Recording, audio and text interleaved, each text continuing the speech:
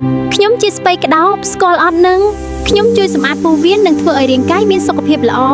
ញ៉ាំខ្ញុំរៀងរាល់ថ្ងៃដើម្បីមាន I am cabbage. I help clean your stomach and keep your body strong. Eat me often and feel light and healthy. ស្ពៃក្តោបគឺជាបន្លែដែលមានជីវជាតិខ្ពស់និងផ្ដល់អត្ថប្រយោជន៍យ៉ាងច្រើនដល់សុខភាពរាងកាយទាំងមូលចាប់ពីការការពារជំងឺបេះដូងរហូតដល់ការពង្រឹងមុខងារខួរក្បាល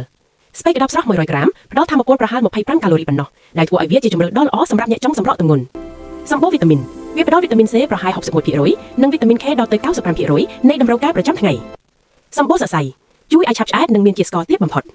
អត្ថប្រយោជន៍ស្ពៃក្តោបចំពោះសុខភាពប្រព័ន្ធរំលាយអាហារស្ពៃក្តោបមានសារធាតុ glutamine ដែលជួយព្យាបាលដំបៅក្រពះនិងសម្រួលដល់ការបន្ទោបង់ឲ្យបានទៀងទាត់សុខភាពបេះដូងនិងសរសៃឈាមសារធាតុអង់ថូសាយ៉ានីនមានច្រើនក្នុងស្ពៃក្តោបស្វាយនិងប៉ូតាស្យូមជួយបញ្ចុះសម្ពាធឈាមនិងកាត់បន្ថយហានិភ័យនៃជំងឺបេះដូង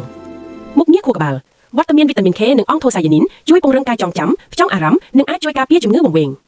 សុខភាពឆ្អឹងវីតាមីន K ក្នុងស្ពៃក្តោបជួយឲ្យឆ្អឹងរឹងមាំនិងការពារការបាក់បែកឆ្អឹងការពារជំងឺមហារីកវាមានសារធាតុ sulforaphane ដែលត្រូវបានគេជឿថាអាចជួយបង្ការការរីករាលដាលនៃកោសិកាមហារីក